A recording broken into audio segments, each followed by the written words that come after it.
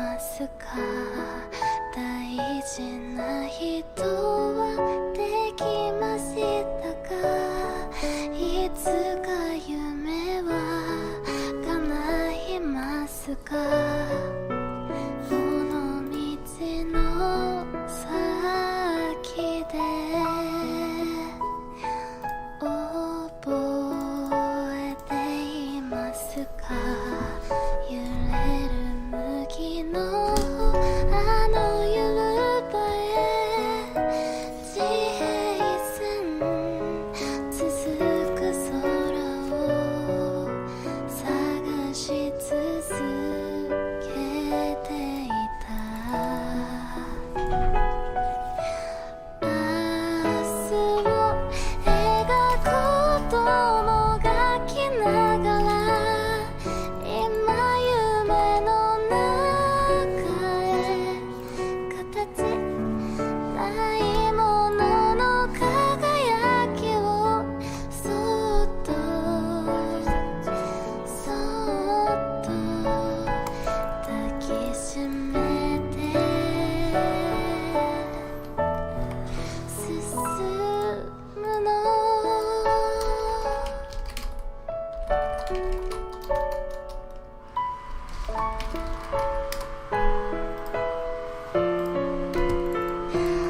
笑っていますか。あの日のように無邪気な目で寒い夜も雨の朝もきっとあったでしょう。ふるさとの夏は帰る場所ならここにあるといつだって変わらずにあなたを待っている。明日を描くことをやめないで。今夢の中へ大切な人のぬくもりをずっとずっと忘れずに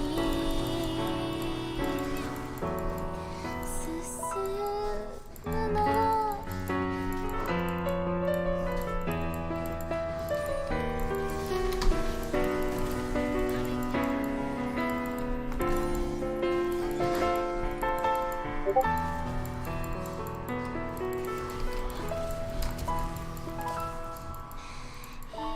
人は迷いながら揺れながら歩いてゆく。二度とない時の輝きを見つめていたい。明日を描くことも描きながら今夢の中で形ないものの輝きをそっとそっと抱きしめて Oh my god. 進むの。 Oh my god? What the fuck?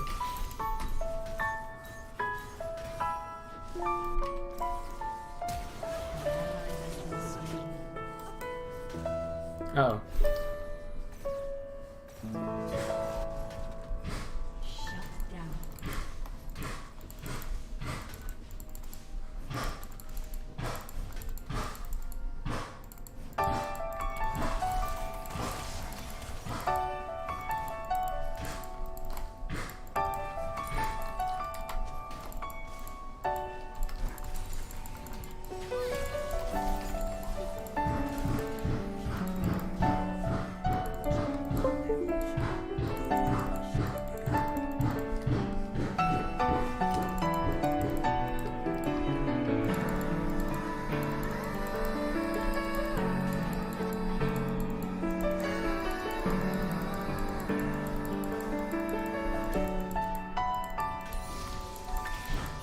ぶられる私の心歩くたびたいの許すならば言葉を吐く手前で引き止めてよ取り戻すの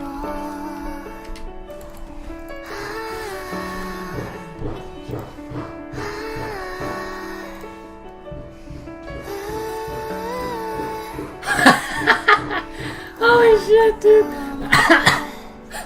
記憶の色 What the fuck? モノクロに近いよ Paw? なぜか涙止まらないの今すぐ迎えに来てほしい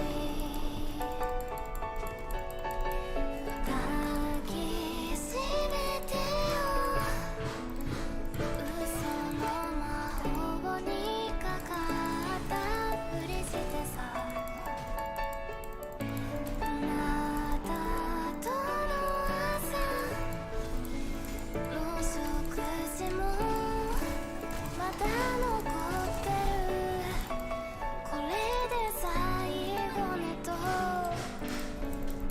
言葉添えていいから Huh? What?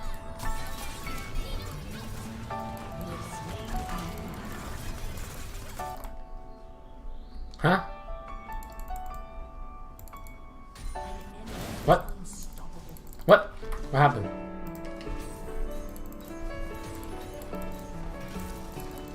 What the fuck happened?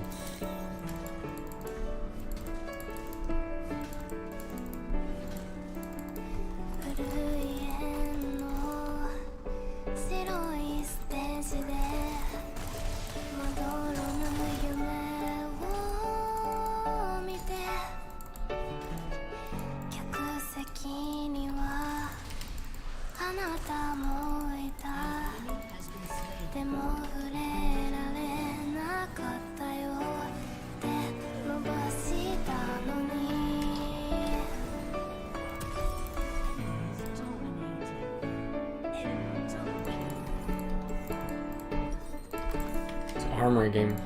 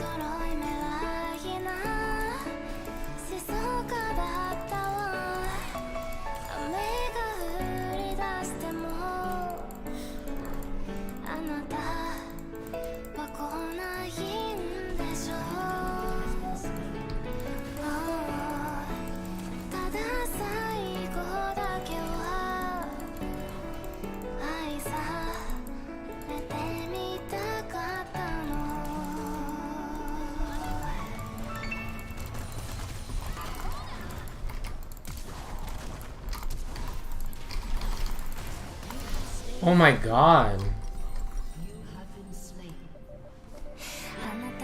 What the fuck?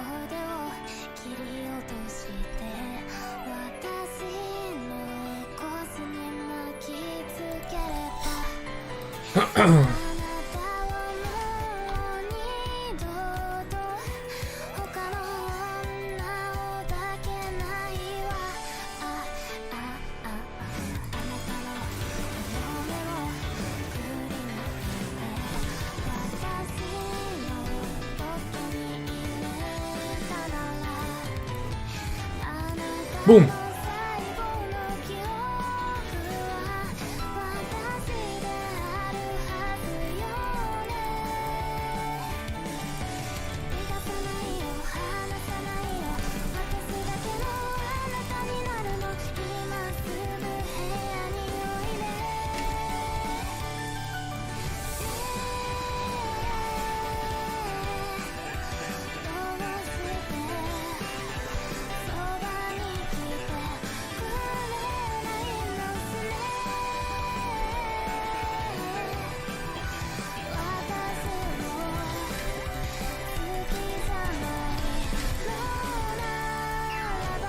Oh my god.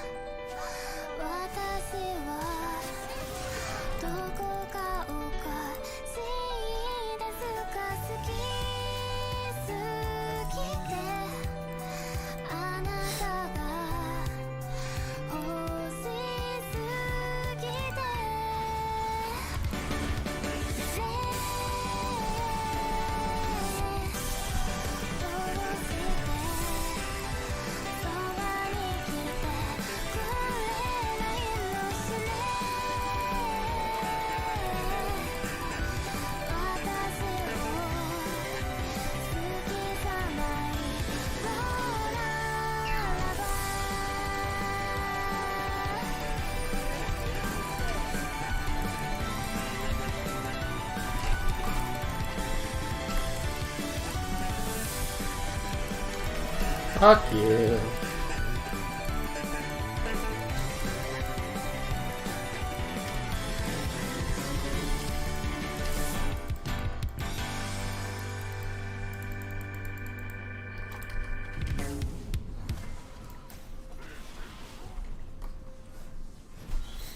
I don't know where Poppy is.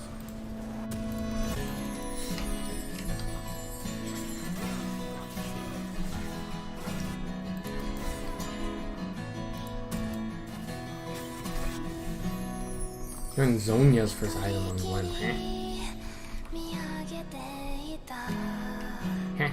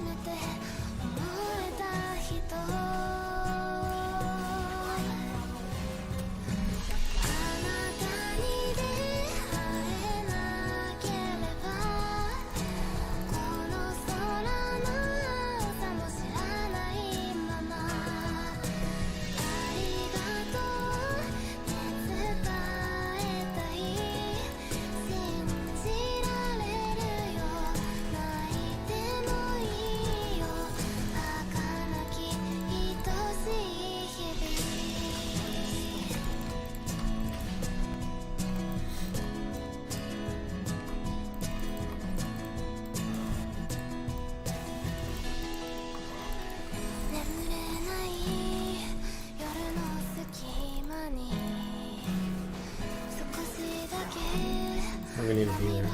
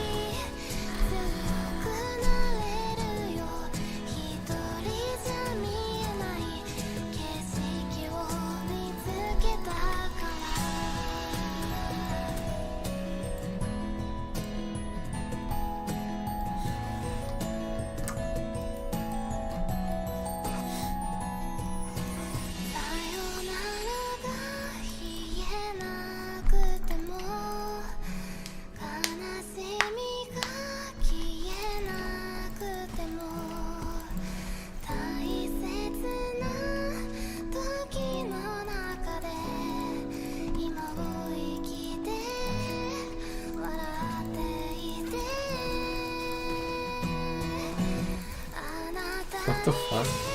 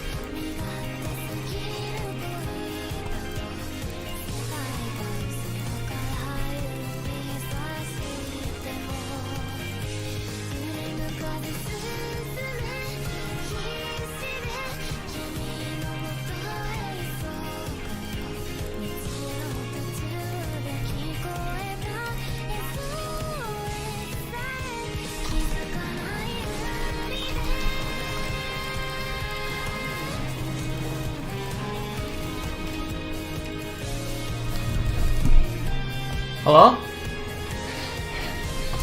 Hello?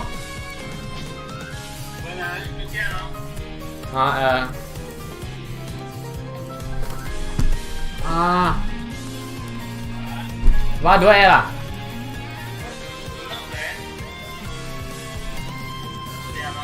Bra. Okej.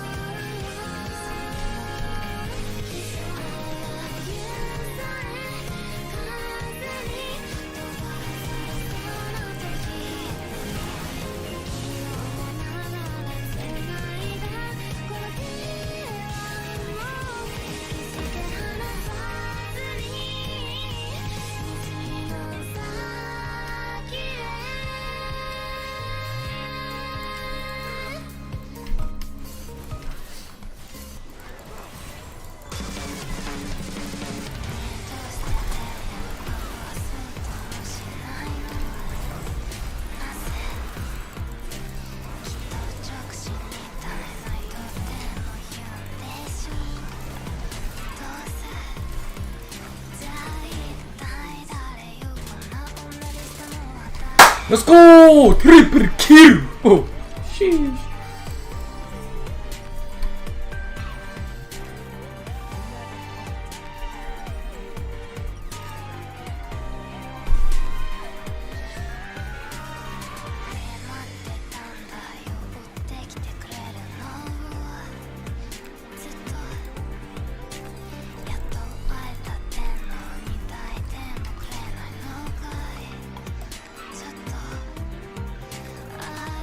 Triple kill.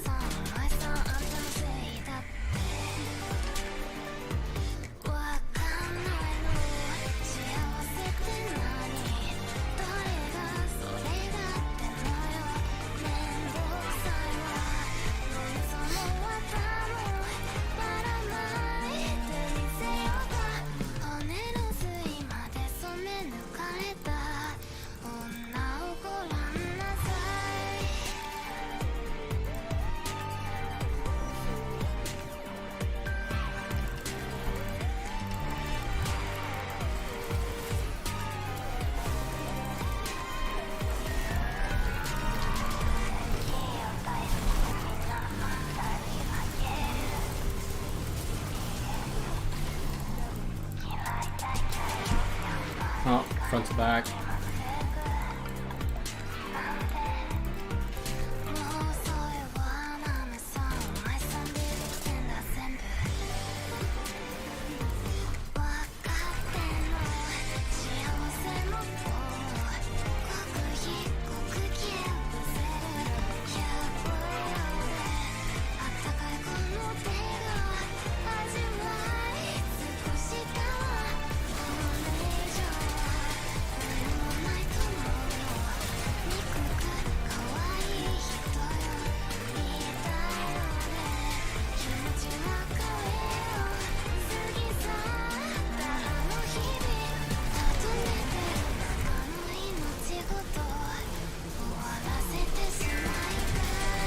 Let's go!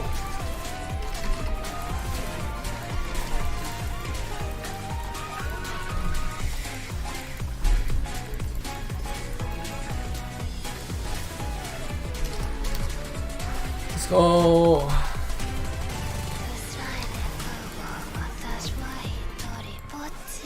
GG's. Huge. That was insane. That was a nice 2v5 triple kill too. That's crazy. That was huge.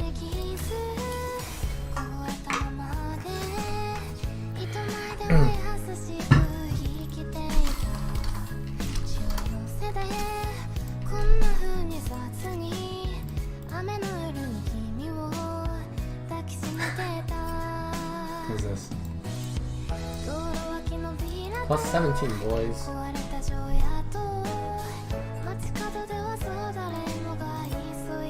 Keep thinking about me, Rengar. I won't even have another thought about you, don't worry. Your trash is Blender sounds familiar.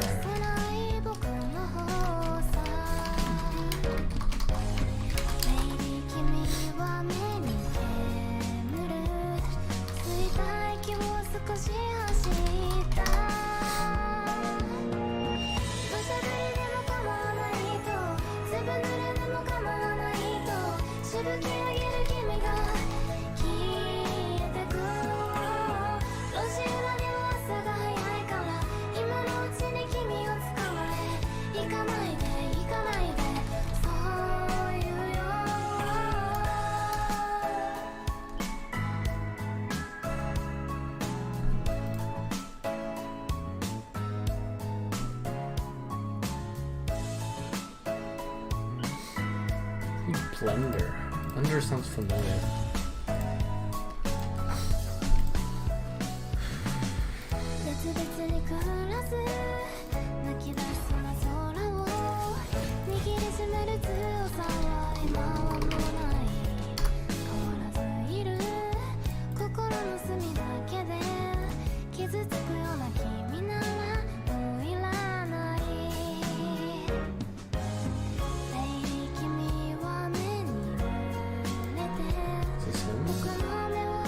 What is him?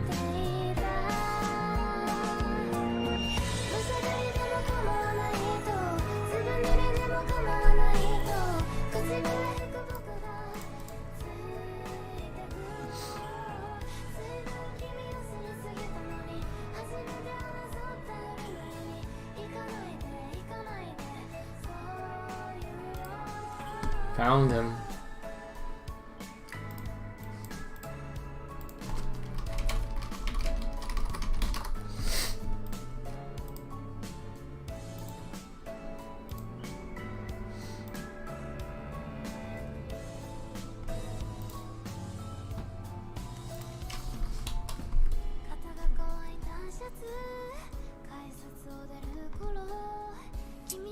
We're walking through the woods now. We're just trying to figure out where we're at. But we're obviously doing...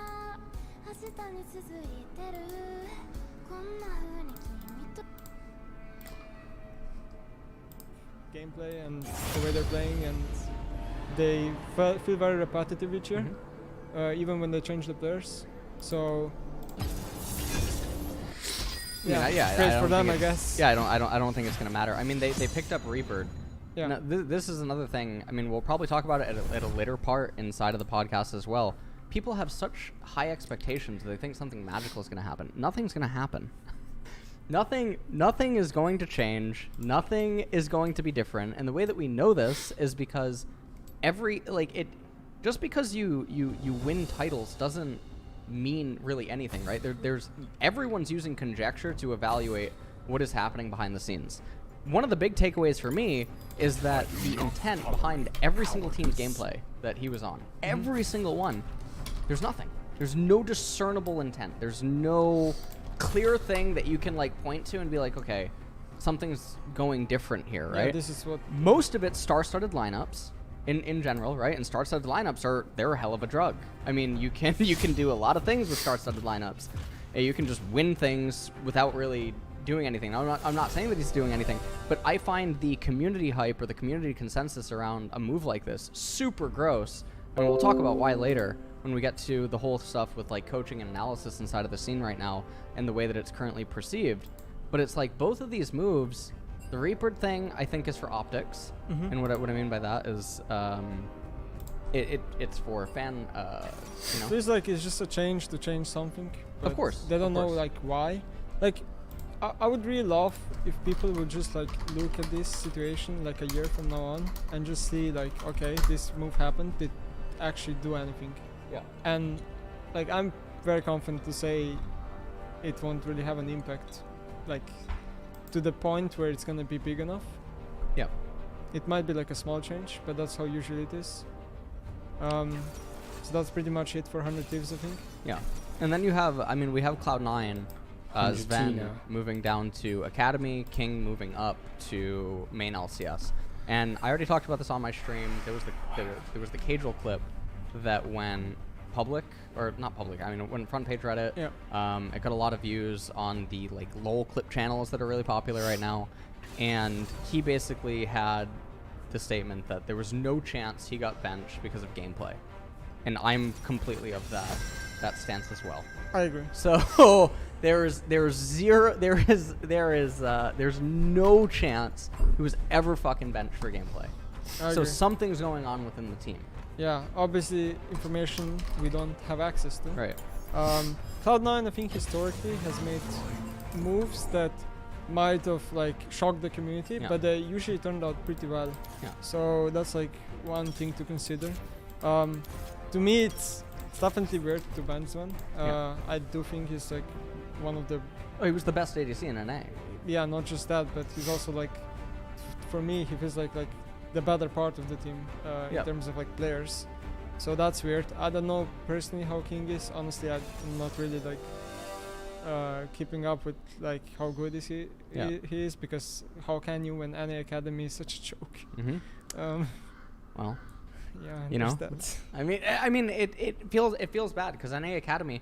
I mean, you see that sometimes the teams just lose to teams without any infrastructure or org, right? I mean, literally no org beat Yeah. Cloud9 Academy, right, in the finals. And I understand the players that are on the team and whatnot, but when you look at the skill level, it's really hard to evaluate what's going on there because a lot of randomness can happen. And I think that a lot of other people don't realize that it's really hard to stand out in Academy when you don't have any teammates to really work with, at least in modern day League of Legends. Yeah, and probably if you're not doing what the other players are doing, there's usually like you're usually gonna have like conflicts with players or coaches. Yeah. If you want to play the game differently, if you want to play it in your own way, which can be better.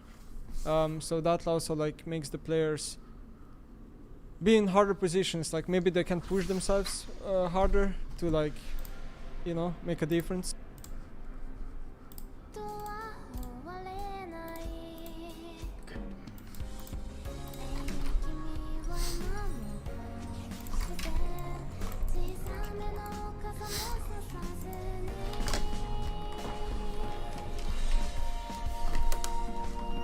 土砂降りでも構わないとずぶ濡れでも構わないとしぶき上げる君が消えてく路地裏の明日が早いから今のうちに君を捕まえ行かないで行かないでそういうよ土砂降りでも構わないとずぶ濡れでも構わないと口笛吹く僕がついてく随分君を知りすぎたのに初めて争った夜のように行かないで行かないでそういうよ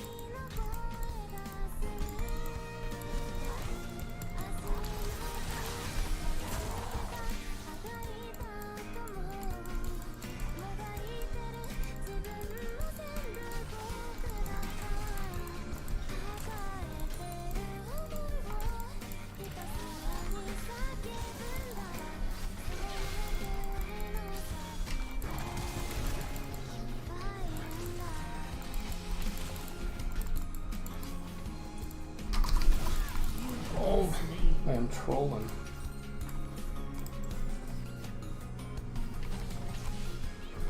Yikes.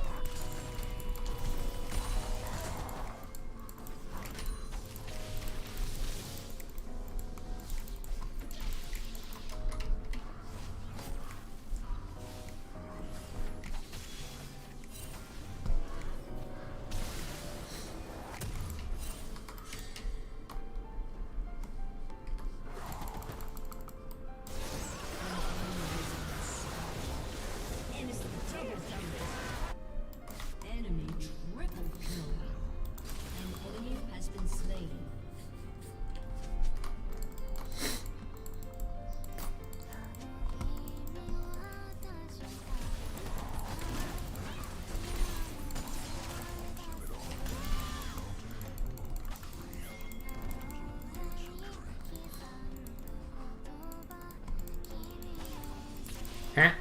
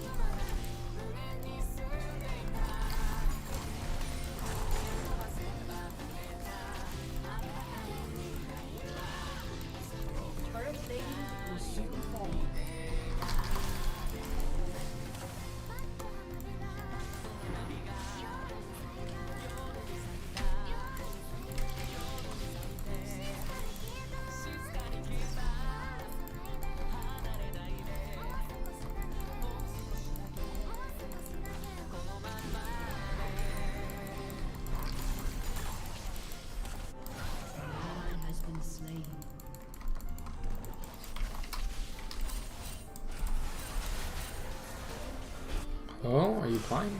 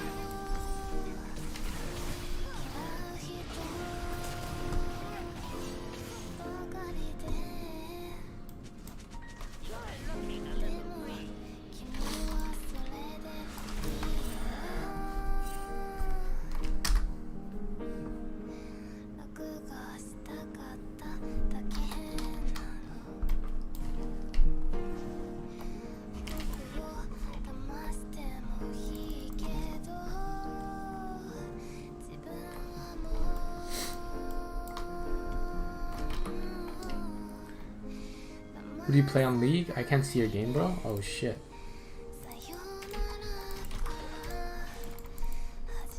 My bad.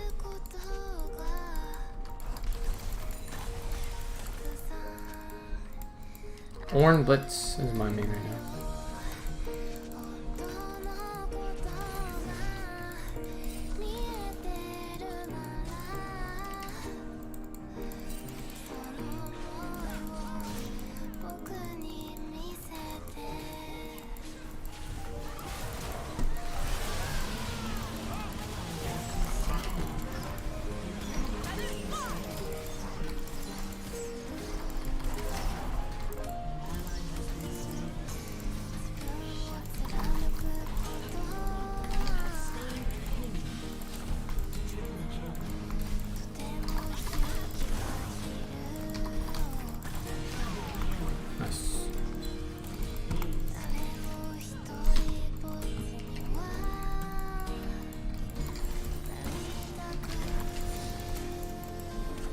Keep forgetting to change my scene. My bad.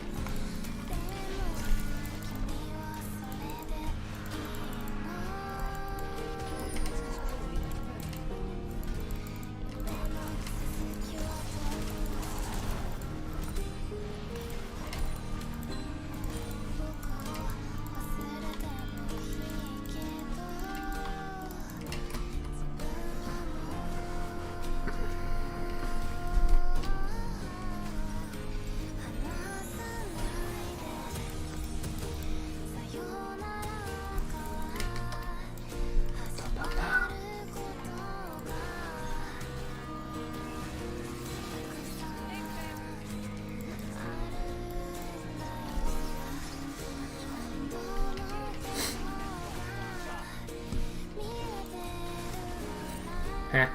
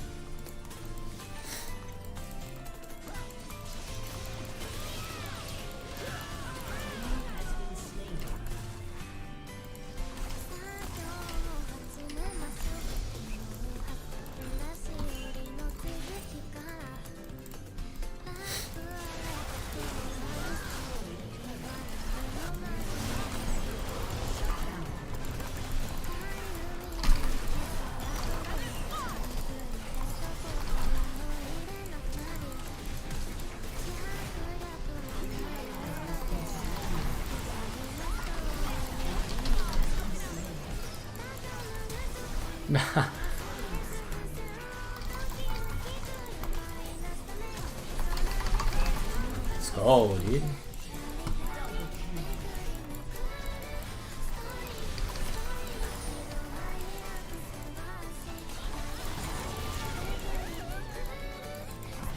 Got cupped.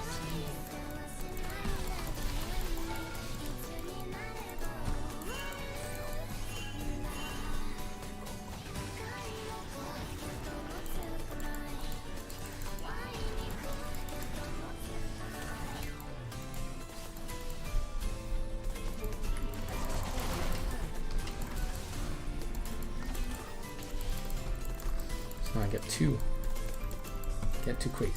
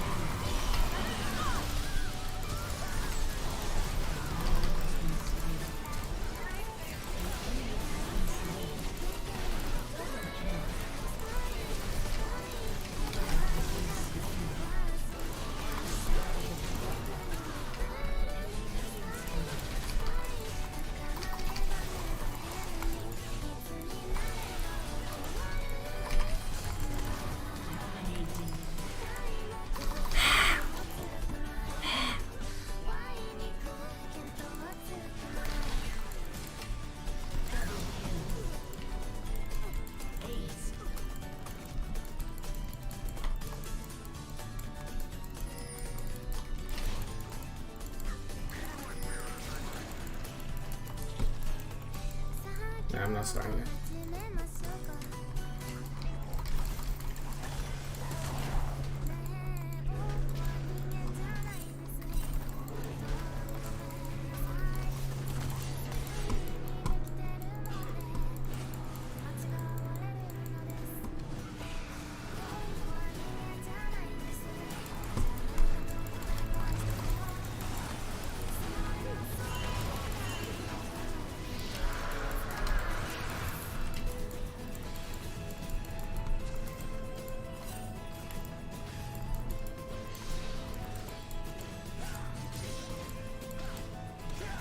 Yeah, pretty boy.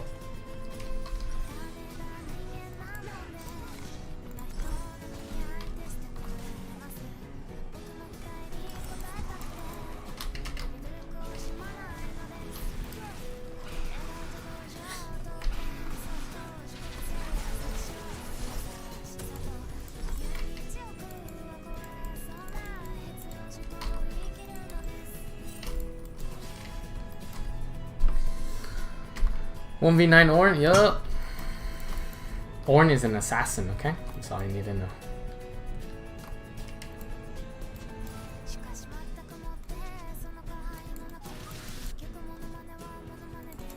Ornn is a tank, support, assassin, tank, bruiser, fighter, anything, everything.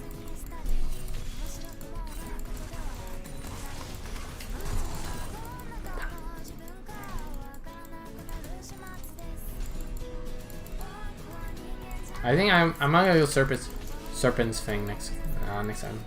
Well, I should have went 4th item. But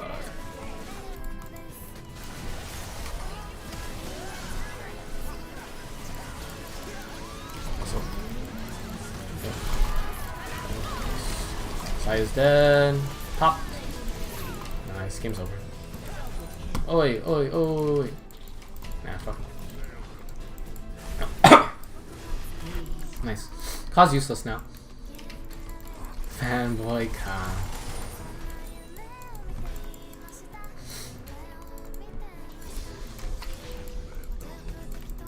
It's a Serpent's Fang angle. Shield.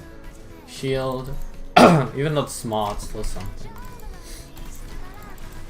And I'm already tanky already, so might as well just go more damage.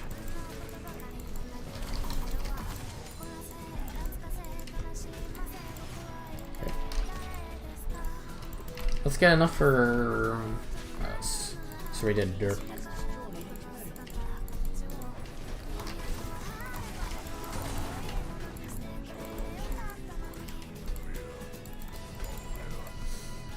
So at 900, Grom should be enough. Or nah, I can't get Grom. I'll just get a. I don't even have to bat.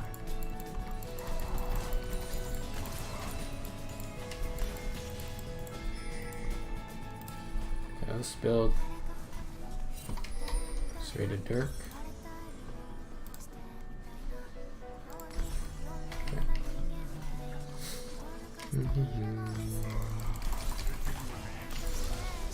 Okay, now I'm an assassin, a true assassin.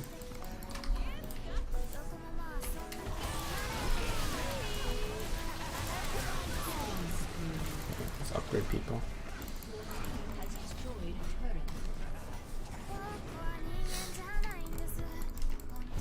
I had the Rakan last game. He was in my team. We were winning, but he was kind of tough. So.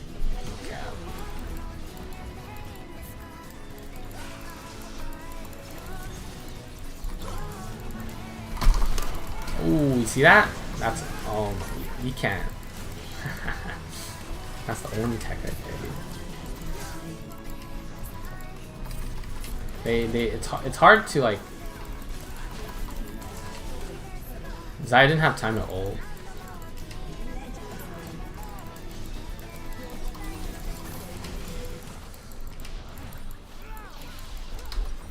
I think I should have enough. Need a 50 more gold. I have enough for a combo.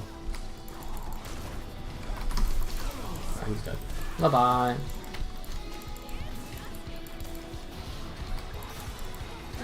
You're dead.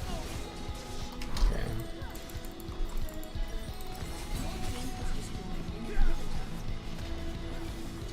I'm a assassin now. Serpent's Fang.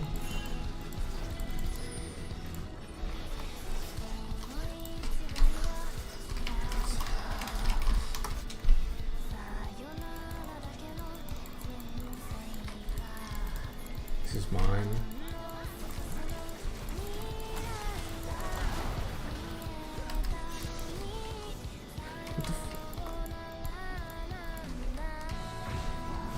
Okay, dude. I'll get our blue.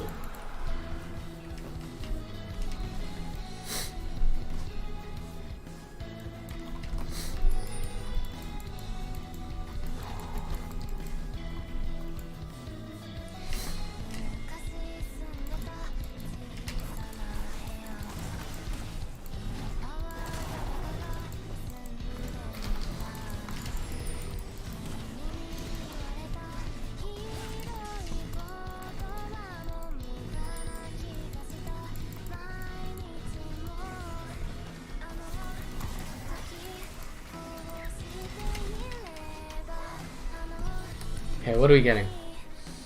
Are we getting a Wrath of Elixir? I like that. I like that. Wrath of Elixir.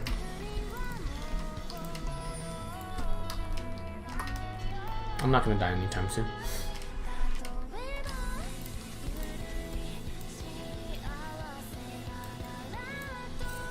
Let's see here.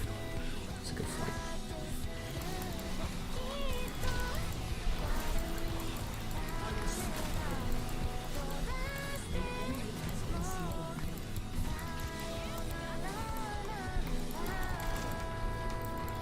I'll just walk through it. Fuck it.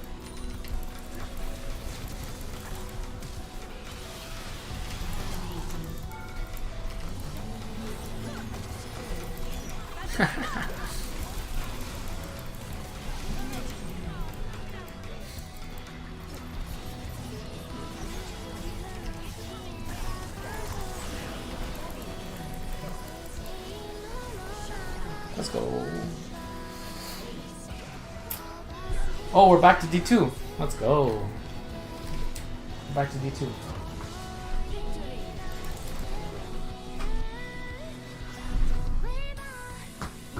guys want doggo cam? I'll have doggo cam.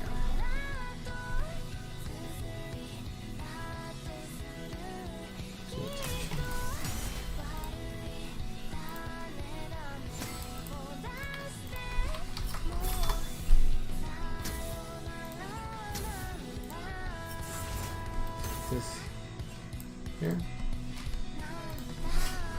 Let's put dog. No dog cam. You wanna be on camera, bro? Uh-oh.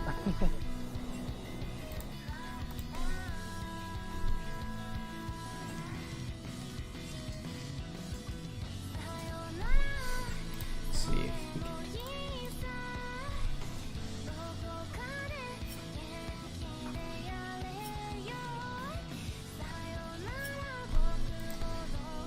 He links but doesn't stream. Eh. What is that?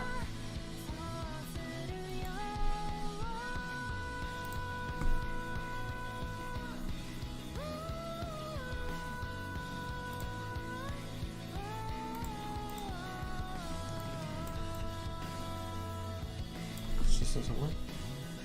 Oh, it's not even plugged in. Oh my god. Control.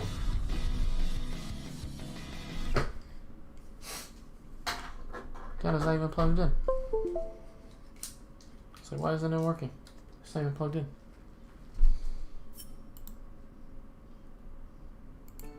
This has to go up.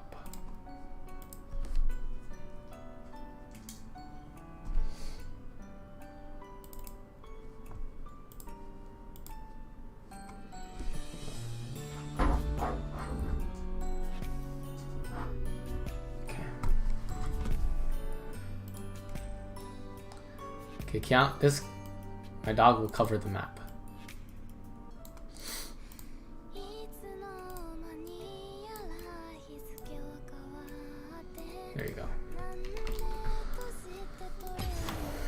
Next game.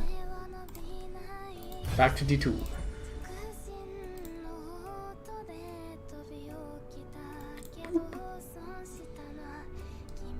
What the heck is this? You post, but you don't stream, huh? What is this? You post, but you don't stream. downstairs. What's your last name, man? Squires. See how he's acting? 650, I have one to run. He cannot keep doing that to people and expect them to treat him with the same kind of respect, you know? I'm talking to the police, Mom. You shouldn't need to hear this crap. Tori got me right. You know what would make it more healthy? If you didn't eat it. Wow, Mo, stuff. It's me. Picked a certain champion, you're not doing anything. I'm not saying anything. You're not saying absolutely anything about what's going on, nor does it even necessarily mean that the champion's really good, right? And this is a pretty nitty-gritty topic to begin getting into, right? When it comes to champions or coaching and analysis in general, right? Because the way that most analysis is done in the scene is literally up until the result. Yeah, it's results-based analysis, and everything is. Yeah, they like what, throw you in a paper how much win rate a champion has. Same goes for solo queue. Same goes for competitive. Yeah, they'll do that. And then they're like, yeah, I mean, or like presence percentage, which doesn't mean anything. Okay, Renekton has, let's say, 90% of presence. What does that mean? Reminds me of like people just don't question anything. They just like maybe believe outright.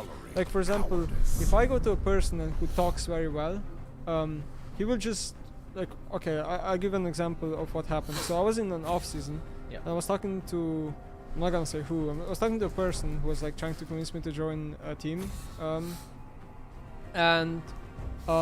basically what they tried to do is they would talk and just fill me with information.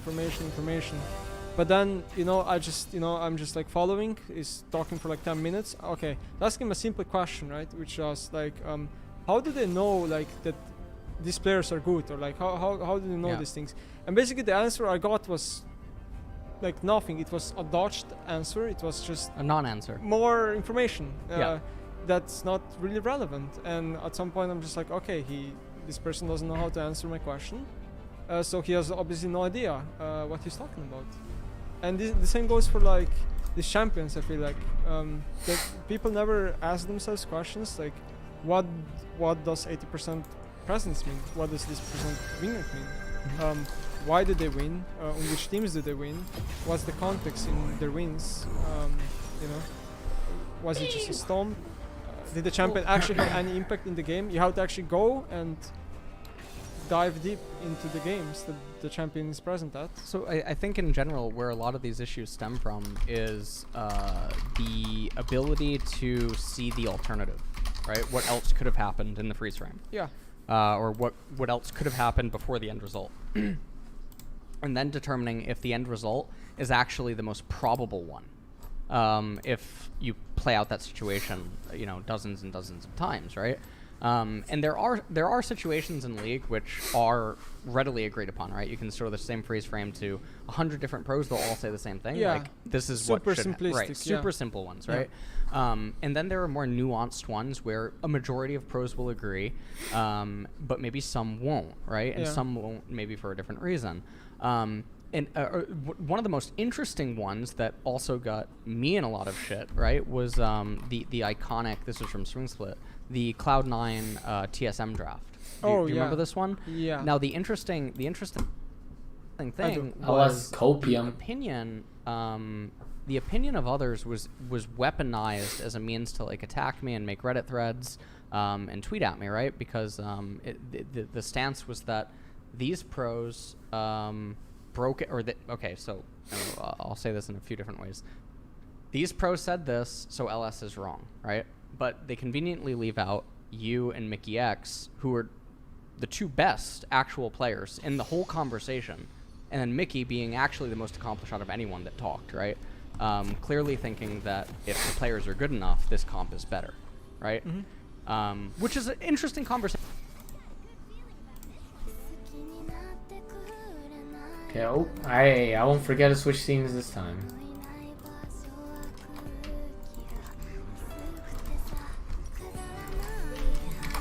There you go. Let's make this a little smaller. Boom.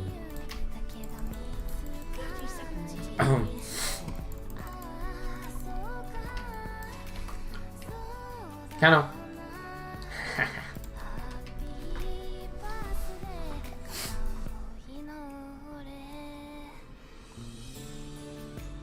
I don't think people will click the YouTube links. I should put like, hey, yo, come see out. You know what I'm saying? You know what I'm saying?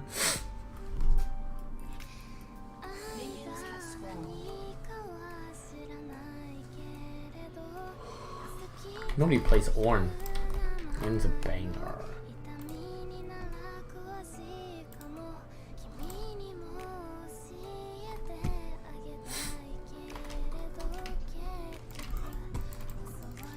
Should just be careful. I might get teased.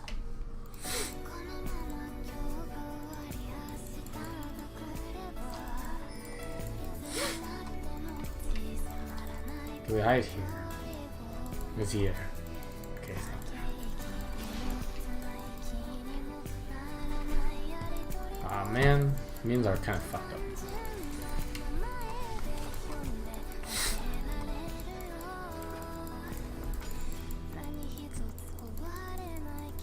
As long as I get to early game, level 2, 3, 4, 5, 6, 7, 8, 9, 10, 11, 12, 13, 14, 15, 16, 17, 18, then I should be fine.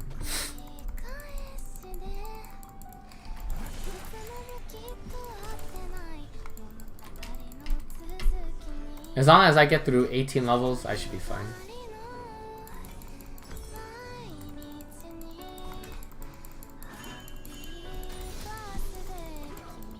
Vayne got first blood, which is bad. Yeah, I can't walk up like that.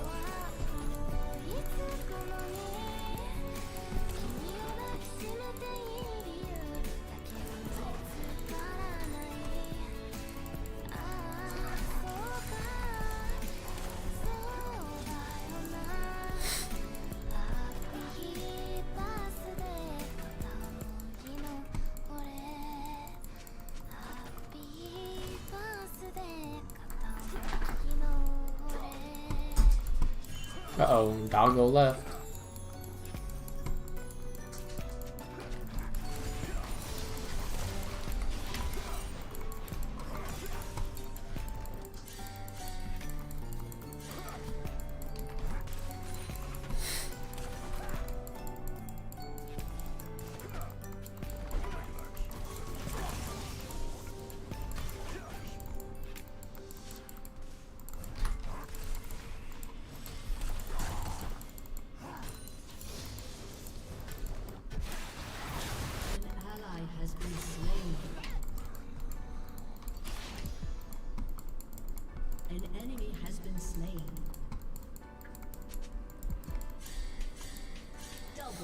Nice.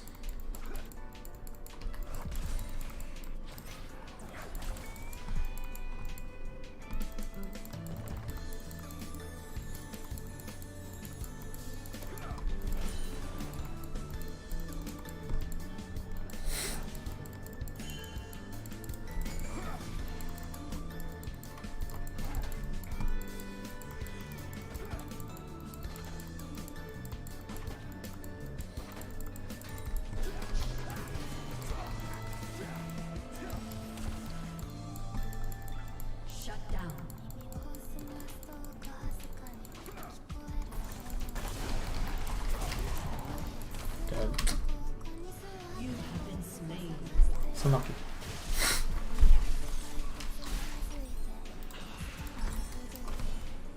It's fine.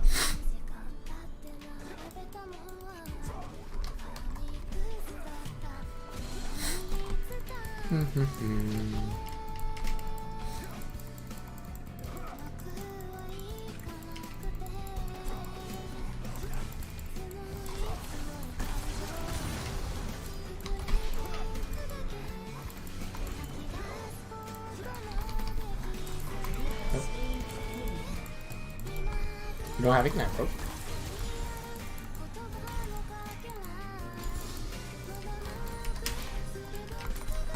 He had to stay, or his wave was fucked.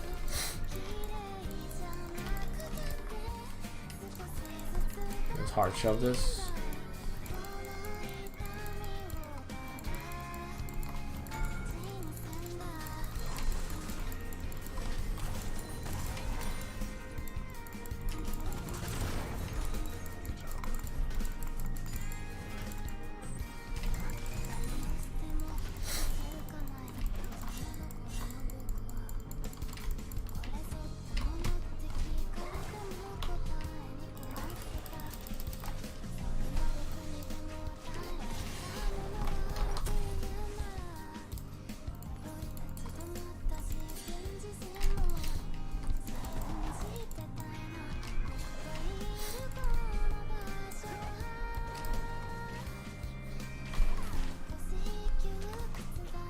Okay, it's AP Shaco. Okay.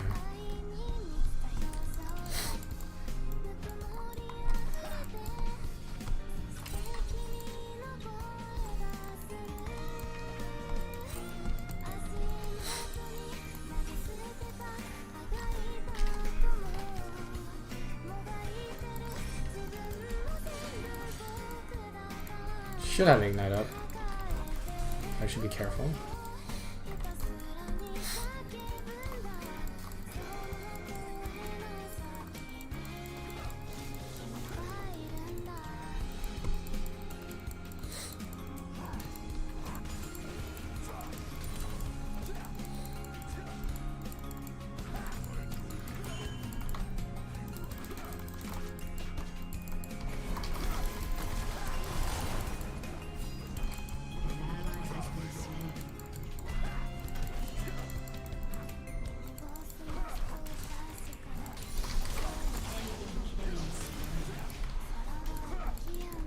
Gonna win that.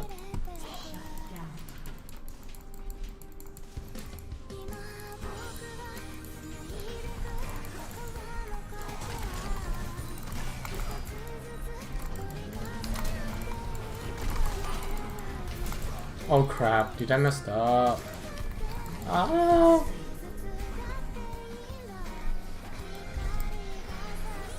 My brittle didn't last.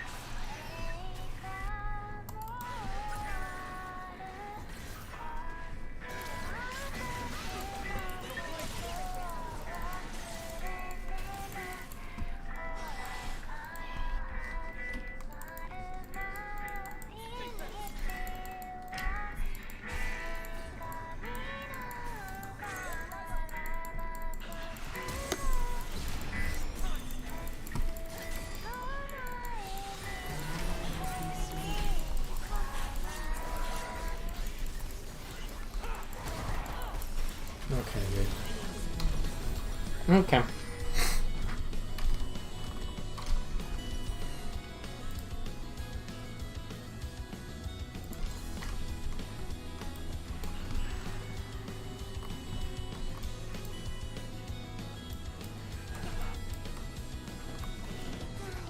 Not so much.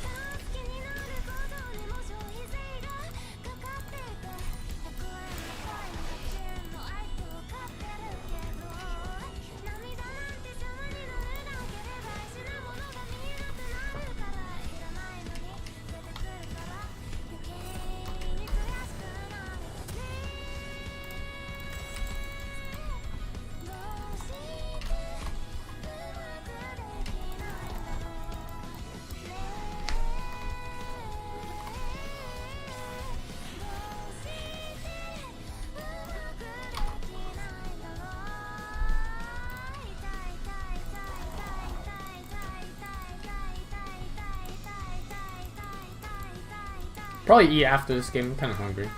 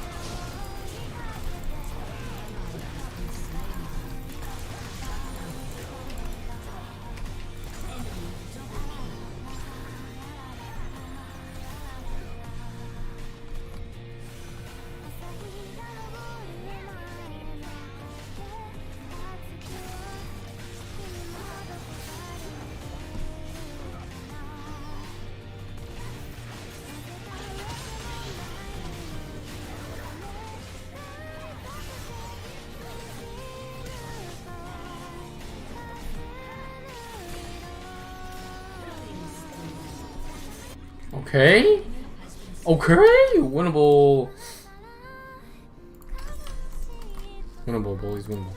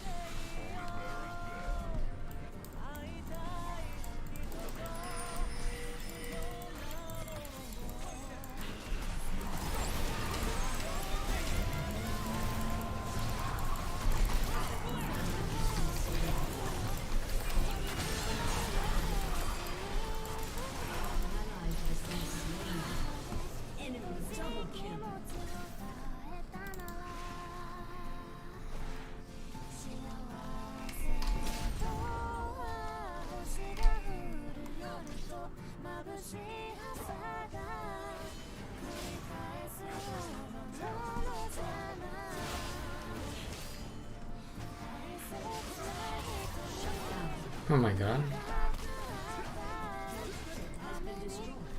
He dies too. Oh my god. Oh my god. Oh my god.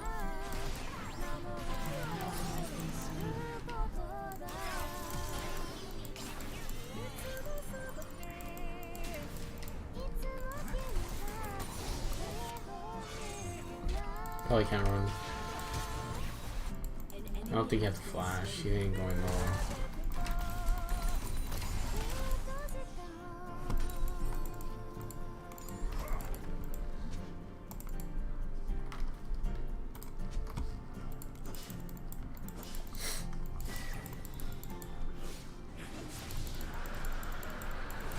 Nice.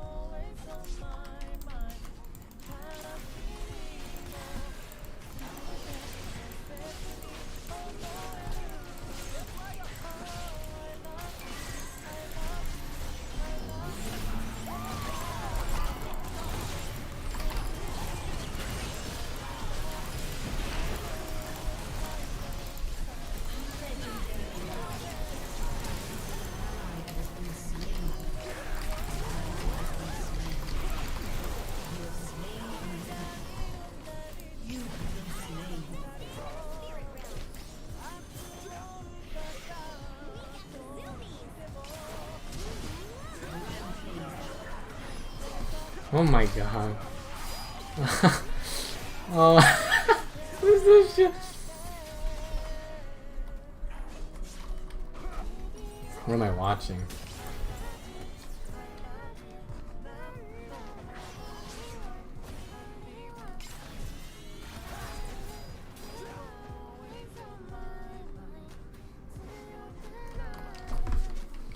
I can't even kill the Kai'Sa.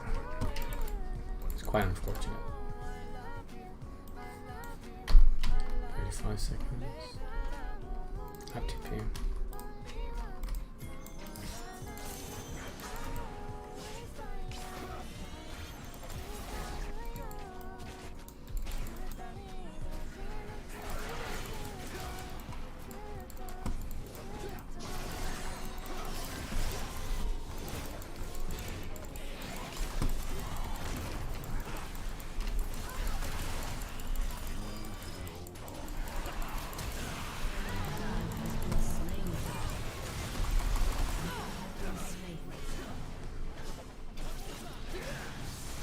Or I can't do anything.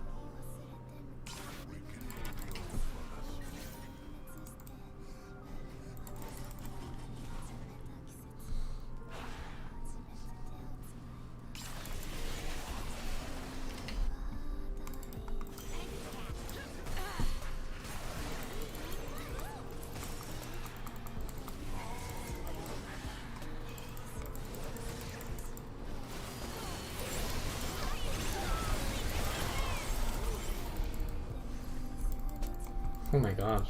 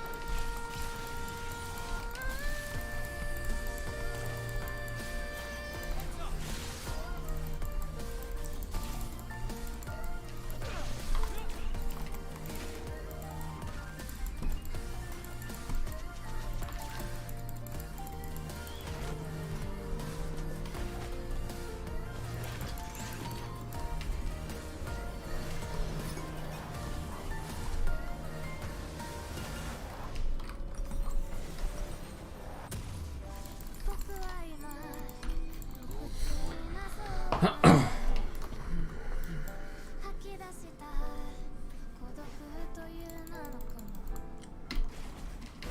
その雲が雨を降らせて虹が出るどうせつかめないのに初めてのキスを繰り返してほしくて愛が僕に噛みついて離さないと言うけれど寂しさの形は変わらないみたいだ舞い上がってゆけう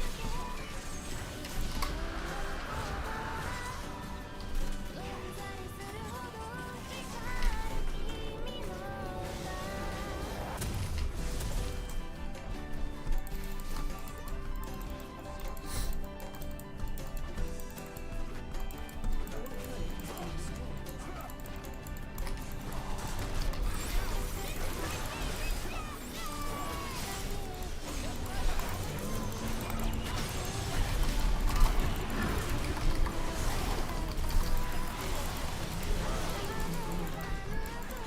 の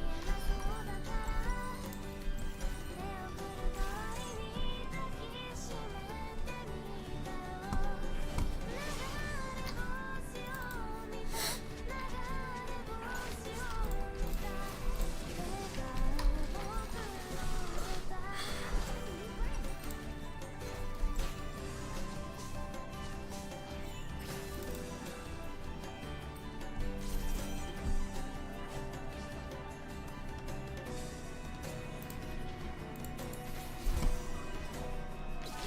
そばにいるだけでほんと幸せだったなそばにいるだけでただそれだけでさ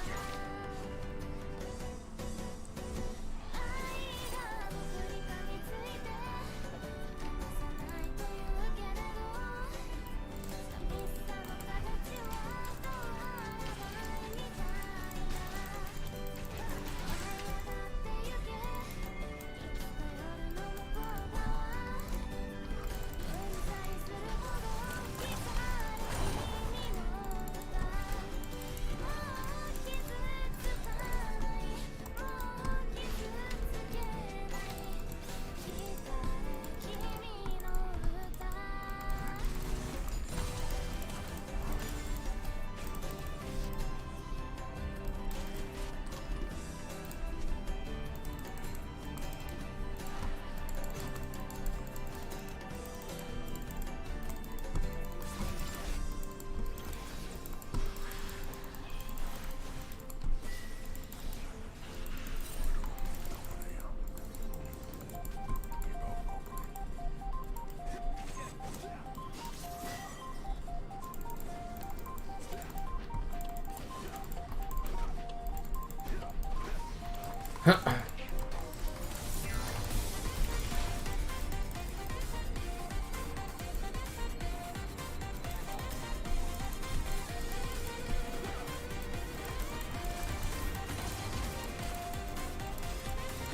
生活の理想いつも通り通り過ぎて一回行ってパッと戻らない確信犯でしょ夕食中に泣いた時にどうだってた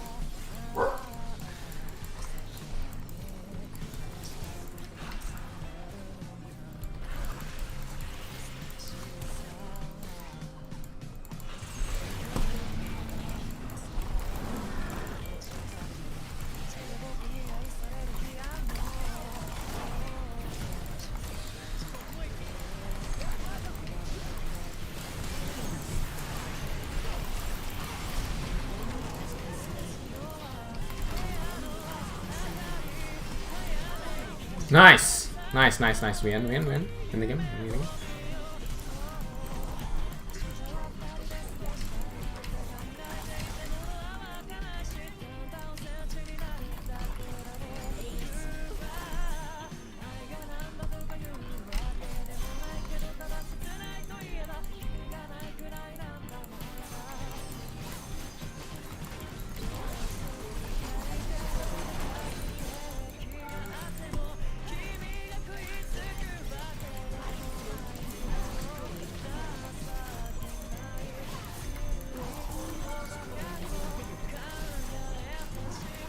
Oh my god, we actually won this game.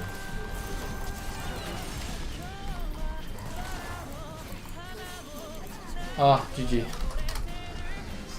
Holy crap! We won this game! What the fuck? I played so bad.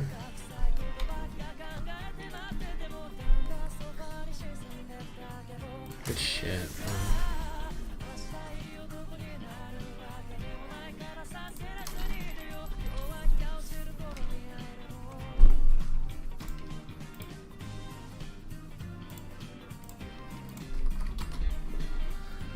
Permaban Shaco fighting in the jungle.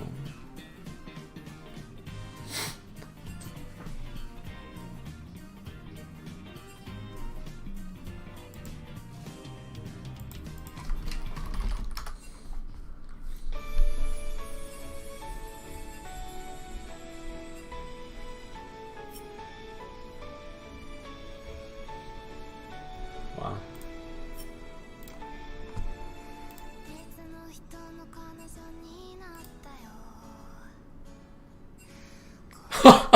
What the fuck? Yo.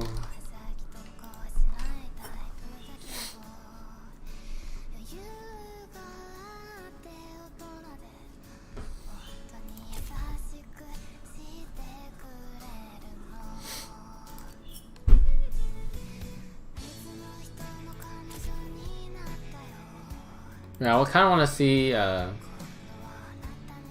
how that last fight played out before I go eat. But I'm pretty sure I'm still gonna eat here. Don't worry.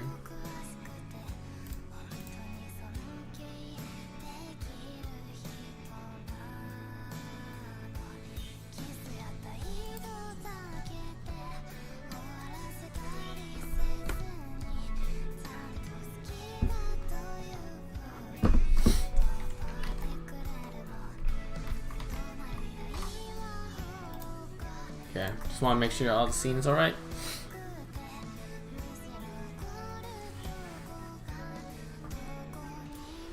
Let's see the last fight.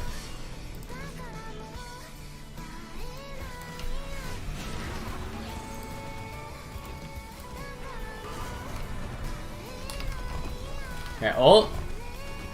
Both of these two. Okay.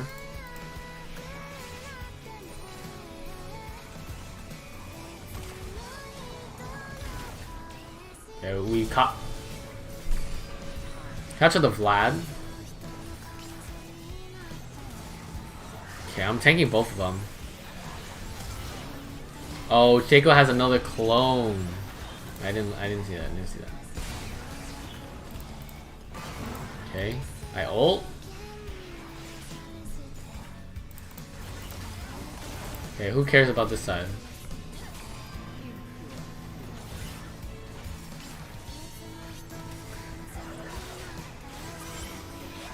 Oh, it's hard. It's hard. That's so hard. That's so hard. They're trying to balance, right? They're trying to balance who to pick. They want to attack the Vayne, but then they Kaisa has Q and Kha'Zix has W, and they're AoE, so it's kind of hard. So that's how the game's over. Because if they use it, they're gonna kill the clone. If they don't use it, they're still gonna die, so unplayable. They just can't play the game. Be right back. I'm gonna get something to drink real quick. It's gonna be raspberry iced tea, and we're gonna watch some stuff. Let's go. Be right back.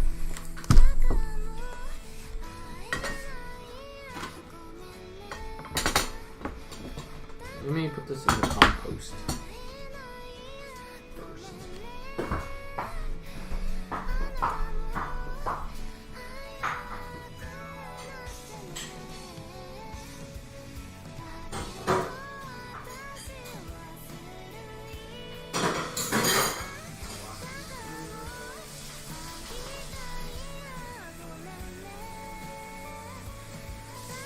No, good boy. Take your poop. Good boy. Good boy.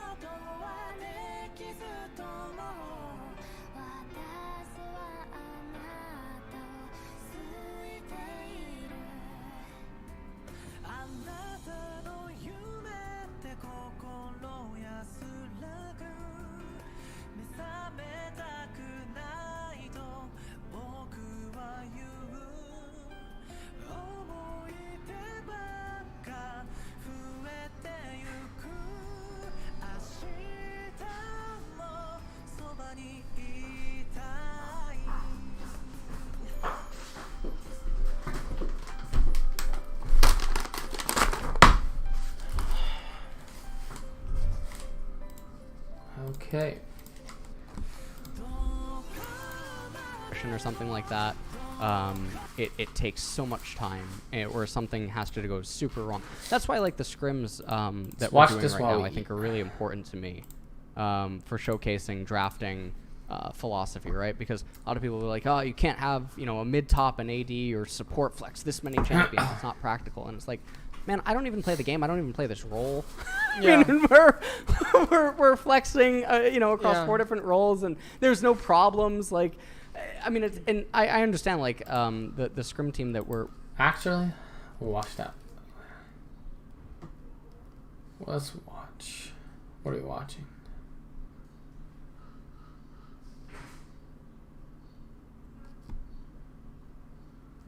Let's see. Let's watch this. So I think we can all agree that we're living in the weirdest timeline here in 2021. Stuff is constantly happening that really does make me question if we're living in some sort of simulation, and every day we stray a little bit further from God. Recently I saw this news story about a teacher who was under fire for teaching her first grade class about sex education.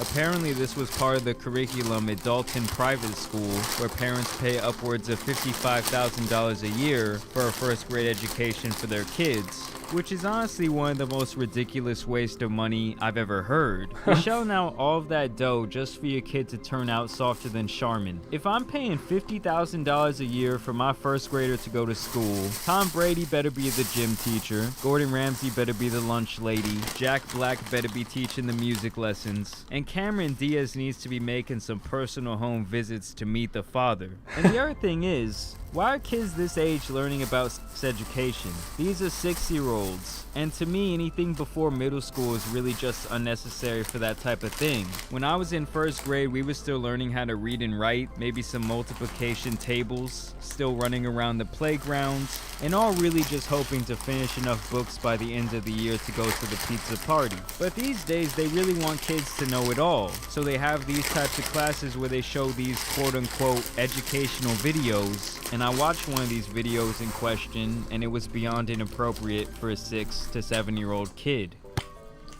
Whoa! Watch it! You almost hit me in the pee-pee! What the heck? What's so funny, you two? He said pee-pee. Do you notice that when you say pee-pee, you giggle, but when you say penis, you say it in a serious voice? I never noticed that before. So What I the don't know heck? about you guys, but if a random lady walked up to me at the park with my friend and my chicken and even my lizard and started talking about this stuff, that would have been the type of person my parents would have instructed me to get the fuck away from. Stranger danger, stranger danger. She's trying to touch me. What's one for a girl's private parts? Vajayjay! So they go into more details about their parts, and they even show cartoon versions of reproductive anatomy, kind of explaining what all the different parts What do the heck? and why they're so important. Hey, how come my pee gets big sometimes and points up in the air? That's called an erection. Sometimes I touch my penis because it feels good. Sometimes when I'm in my bath or when mom puts me to bed, I like to touch my vulva too. You What? have a clitoris there, Kayla, that probably feels good to touch the same way Keith's penis feels good when he touches it. What Now the that was fuck? some out-of-pocket shit to be teaching to a 6-year-old kid. I mean, truly, at that age, if a kid is already discussing those types of things and exploring themselves in that way, you might have some other questions to be asking them, and you should really be praying that nothing traumatic has happened. Maybe showing this sort of video to a 6th or 7th grade class would have made a little bit more sense, because that's when most people actually start going through puberty and noticing things about their bodies. But this is so over the top, it almost seems like some sort of meme. It's okay to touch yourself and see how different body parts feel, but it's best to only do it in private. Hey, Squeaks, pass it. Wait! Okay, Yeah, we wouldn't want that soccer ball to hit your lizard dick. Look, call me old-fashioned, but I see nothing okay with what's going on here. If you want to teach kids about consent and keeping your hands and your body to yourself, and even teaching some sort of body positivity, I'm really all here for it. But this type of lesson in my book is really just taking things way too far. This is too woke and too progressive, even for me. It's one thing if you're teaching a kid how to keep themselves clean, or teaching a kid the differences between a man and a woman, but all this other stuff is really just not age appropriate. Other lessons also include instructions that your grandparents should ask for your consent before they give you a hug, and they even spent over a week learning about gender identity. So it's safe to say paying $50,000 a year for these types of lessons is a fucking joke. The whole situation is fucked. Just burn it all down, start it all over. I mean, really guys, where are we heading as a society when these are the types of things they're teaching these very young kids? Let me know how you feel about this down below. From my older crowd that do have kids, I really want y'all to chime in today. But as always, I do want to thank you guys for watching today's video, dropping a like, and maybe even consider subscribing. I do encourage you to follow me on my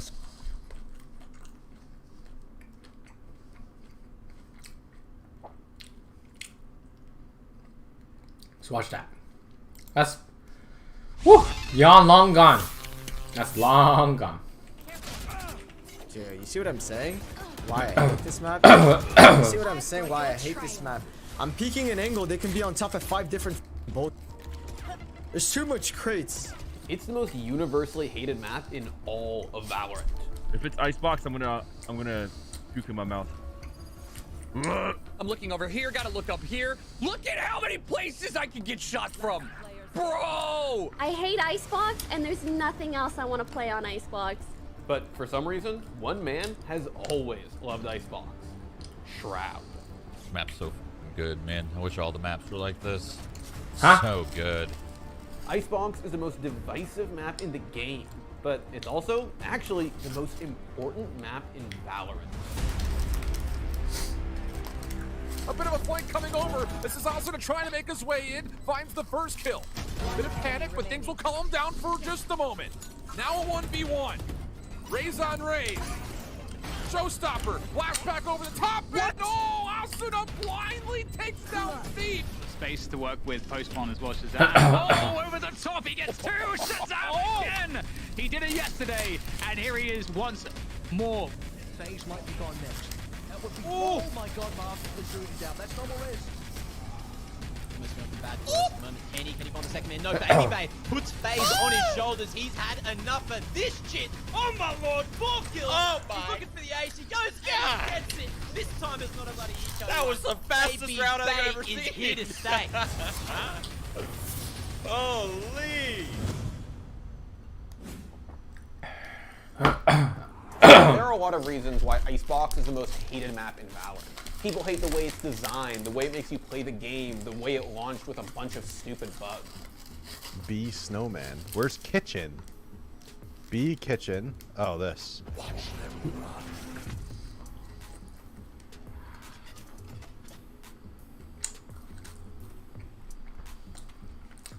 But over the last few months, Icebox has actually become kind of an underdog. In fact, it might just be the most important map in Valorant. Shortly behind that is Tens. He's got the frenzy, and he's got a kill. Man, all up in Moose's face, and he's getting a jumping one as well onto Thief. I said this the first time I called Tens. This is his world, and we're just living in it. He's got 4. He's going hunting for the ace. Let him off the leash. He's digging it. When Icebox hit Valorant in October 2020, people were dying to get their hands on a new map. But things didn't exactly go as planned. All right, I want you to watch me clear this site, okay? I'm looking at the zip line. I'm looking over here. Got to look up here. Look at how many places I can get shot from. Bro! You see, on a map like Icebox, it takes a little bit of a different approach where if you're peeking onto a site, let's say A for example, you're going to have a million different areas where you have to look for, so it's a little bit more luck-based, but who doesn't want luck in a skill-based shooter? This map is horrible. And in December, when First Strike finally gave us our first look at pro play on Icebox, things only got worse. See, everyone had already decided that Icebox sucked. But there was this hope that maybe, just maybe, the pros knew how to make this dog shit map look good. Spoiler alert, they didn't. See, taking the aggression straight to Immortals is benefiting Envy marvelously well so far. Mummy loves that area. We see him working the pipes there in A over and over again. Just feels so confident, vibing on that round as he picks himself up a 3K. And A seems to be on lockdown now. Or Envy won't expect it and it won't be stacked one of these times or any. 3 there though for Envy. It's going to be a quick trade and Retribution kill there coming in. We're on round number 9 here. We have not seen any aggression even towards B. I don't think they've even put utility on that side. And it's been Envy pushing through B more towards that crane. And again, Immortals setting themselves up to look towards this A side. Thousands of viewers tuned into Icebox's pro debut to watch Immortals hit A site against Envy for 12 straight rounds. They spent their entire attacking half just trying to brute force their way onto site. They didn't even look at B. Immortals managed to muster up 5 rounds with their puggy playstyle, but ultimately they lost the game. They didn't win a single round on the defending side, and nobody could understand what the hell they just watched. Dash, I'm gonna let you know now, I thought I was going crazy, man. Immortals, they win A for like the first 8 rounds in a row, and I said, okay, they're gonna leave space to go to B. That didn't happen at all. The first thing we see is Immortals go 12 rounds on A. That's not really a good start for our map. See, even though Envy sent some token defenders to B, they focused almost all of their attention on A. And it wasn't long before other teams realized just how hard it was to defend the site. And I watched Immortals, and their whole game plan on Icebox was for their Jet and Rita to just walk up A, contact, take fights. No abilities, just dry walk up A, take fights. And it worked for them. Because of the way the map's designed, like, their teams aren't punishing, obviously, like I think the best way is with an op. But they're literally just contacting. And I feel like that's just taking away from the, like, skill set of the game. Like, you know, there's all these cool abilities and stuff. And you've got teams just running into the site, running into the site. Like, there's no, like, map control. Nobody cares about anything else. It's brute forcing it. Alright, let's back up a bit. Why exactly does everyone hate Icebox? Well, there are a lot of reasons, but at the top of the list is quite simply its size and layout. Rotating is an absolute nightmare for defenders. By the time you've made it onto the other side of the map, chances are the attacking team is already taking control of the site and planted the spike. And as an attacker, good luck trying to fake your opponents out. There just isn't enough time to show B and then rotate A. Usually, all you can do is just brute force and commit yourself to one side of the map, just like Immortal. But once you and your teammates finally make it onto site, things only get worse.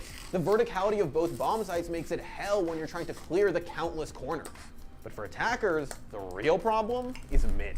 You can't really like play mid or work mid compared to other maps. A lot of maps don't even have a mid, like Bind. It doesn't even have like mid.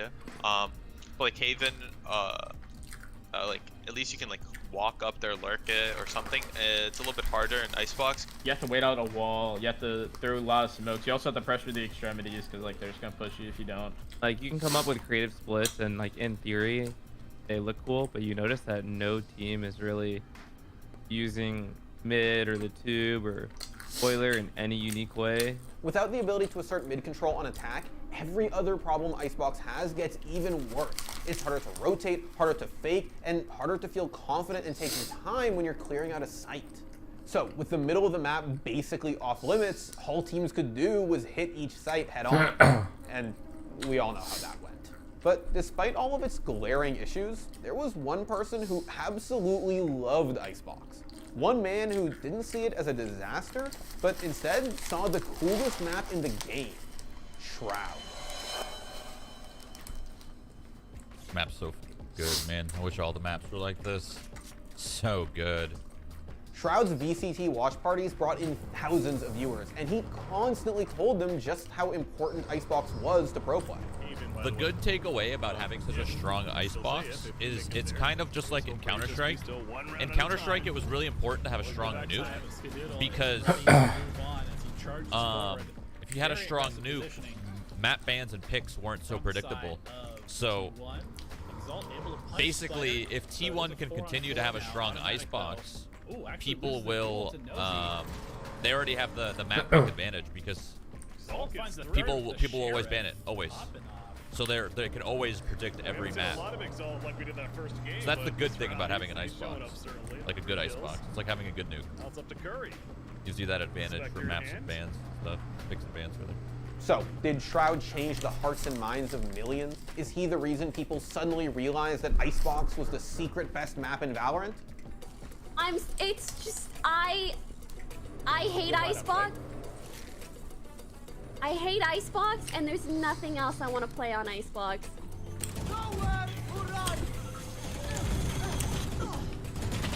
It's impossible! It's impossible! It's literally impossible to retake that side. And I'm not gonna go iron. I'm not gonna be iron. As long as it's not Icebox, we win. It's Icebox! It's Icebox! I wanna be iron! I wanna be iron! The community still hated Icebox, but Riot couldn't just get rid of it. They had to change it to help it reach the potential that people like Shroud always knew it had. Patch 1.14 fixed some ridiculous omen bugs, but most importantly, both sites changed, making it easier to attack either of them. Players no longer had to clear an absurd amount of angles when entering a site, which was definitely a step in the right direction. But in March, another Valorant underdog got some buffs. Viper became a real character, and all of a sudden, the meta on Icebox began to change. Marv tossing over that healing orb for Baby Bay, that jet.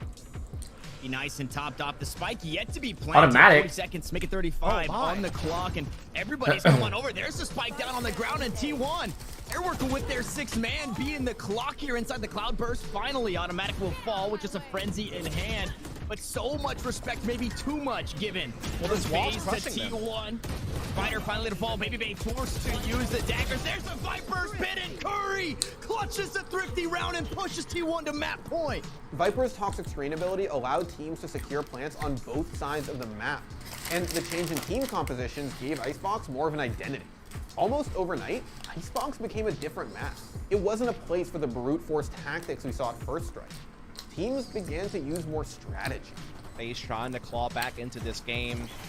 Nice Viper wall, though, will allow Team 1 to come forward. Automatic swinging in with Curry for a quick 3 frag. Spider slips in behind as well, and they have been absolutely demolished in the retake. T1 only losing 1 player on their way to this spike defuse to go up to 10 rounds. Was Icebox actually as bad as everyone made it out to be? Was Shroud right the whole time? Was every single Valorant player just blind to the truth? How does that even happen? Well, it's because Shroud saw the map's true potential, while other players didn't want to put in the time to learn how to play it properly. So I think it's kind of an NA problem where we're just stubborn. I think it's more of a culture thing. Like, if you don't like it right away, or if you don't want to adjust, you don't want to take the reps into doing it, you just ban it, and you just say, because you ban it, and because you're not good at it, you say, fuck that map blows. At this point, even the pros have changed their mind about Icebox. I mean, I enjoy the map now. It's getting better. The more you play it, and with the agents, I think the big thing that changed in NA was the agents that were being played and made the map a lot better. When you're playing like 2 duelists and Omen and like something else, like Killjoy, I don't know, it leaves the map to be a lot more barren and dry. But then with Viper, it makes the map a lot more better, interesting. So it works out like that, where like once we got better agents to play like the map more correctly and properly, the map became a lot better. And more recently, with the release of Breeze, Riot has shown that they're willing to continue making these larger, more experimental maps. Just because Valorant started as a copy of Counter-Strike doesn't mean the 2 games have to be identical. Valorant actually needs Icebox. The game was never going to survive as a clone of CSGO. That's why Riot added agent abilities and made maps like Breeze and Icebox. They needed to give their game an identity of its own. It's kind of boring running around the same flat plane and everyone's got their crosshair head level. I think it's cool. And although the map had its fair share of haters early on, Icebox helped Valorant get away from all the CS comparisons. Icebox was the first truly Valorant map, and while some people still hate it for being weird and different, it's become a staple of pro play. Nitrous is going to immediately stick for at least half of this. He's going to stand up maybe for a little bit longer, but as he does, it's Luminosity who were able to pick up the pieces. A bit of a flank coming over. This is also trying to make his way in, finds the first kill. Bit of panic, but things will calm down for just a moment. Now a 1v1. Raise on Raise. Showstopper, blast back over the top. What? No, Asuna blindly takes down feet. Takes it aggressively, dashes his way across. Yusuke already with 3, but Sick! Oh, Sick gets 2! Give him the 3rd! He's keeping Sentinels in this thing. It's gonna drop down to a 1v1. He waits to see if anyone's gonna rotate over Profi. Profi has a chance here, but Sick has the luxury of waiting it out. A 4K for Sick. Sentinels get to match point. Now Ardit's going to find Link on the way back in. Liquid already trying to play deep, but keep your eyes on the minimap. Look at that flank coming through once again from Scream. See if they can buy the time for him to be as much of a nuisance as he was before. Ardit's hopped onto the top. He's going to find 1, 2, 3. Oh my word. Scream, last man standing. Bladestorm online. Halfway there, takes down 1. Oh, Scream! The drive-by! You should have seen your faces. Players might not have been ready for a map like Icebox, but by now, it's obvious that it was only a good thing for the health of the game. And hell, it might even be the best map in Valorant right now.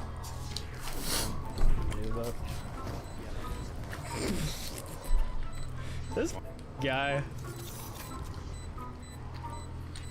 Yeah, he's up to nonsense. Oh no, you missed it.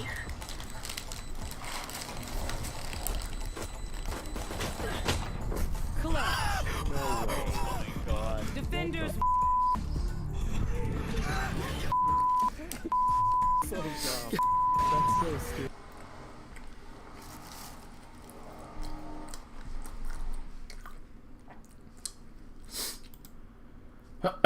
Let's watch one more and then we'll go play.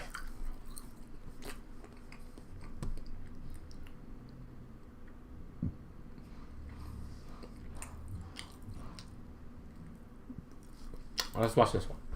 Hey, what up, YouTube? Thanks for coming out. This video is insane. I hope y'all stay until the end. There's a little bit of a surprise at the end. But if you like it at the very end, make sure to subscribe, like, follow, and leave a comment. See how it goes, you know? And make sure to hit the bell on the way out. Fuck you. Guys, I don't know if I want to watch this. Admitted to cheating his 1.16 speedrun. and in a nearly 3,000-word apology claimed that it was all just an accident. He modded the game accidentally. You know what? You know what, Chat? I didn't read the whole text. So I'll see this a good summary. Runs, and haven't we heard this story before? Ah, yes, the story of Cotton, the hitless Hollow Knight player who accidentally used invincibility in his runs. Long story short, it's the same situation with Dream, but in this case, it's actually worse. Dream's apology begs us all to move on from the drama, and the reality is that we have. It's been 6 months, so why is he in his bathtub at 4 a.m. bringing it up again?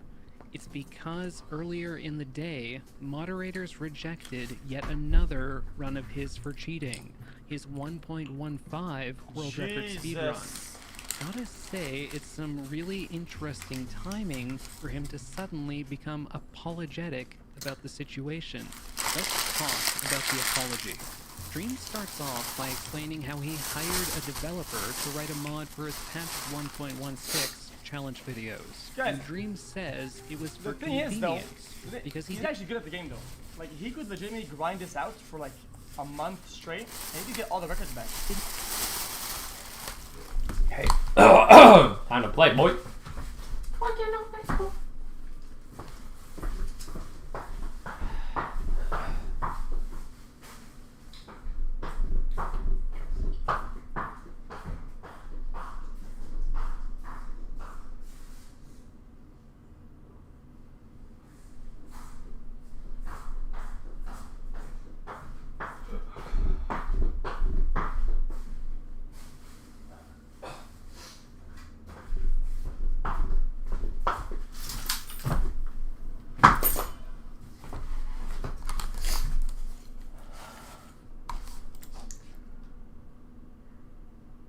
Ooh. Honestly, wait. I think I'm gonna take a break. Honestly. So, I'll be back later today. So probably at like, probably 7 or 8. I should be back. 8. I should be back. Okay. I probably won't play anymore. So, cause I'm gonna take a break. I'm gonna have work at 3, 4. I have work at 4. So, hope you guys enjoy. I'll see you guys at 7. And remember, I'll be working on the video for today. So I'll see you guys later. Bye, guys.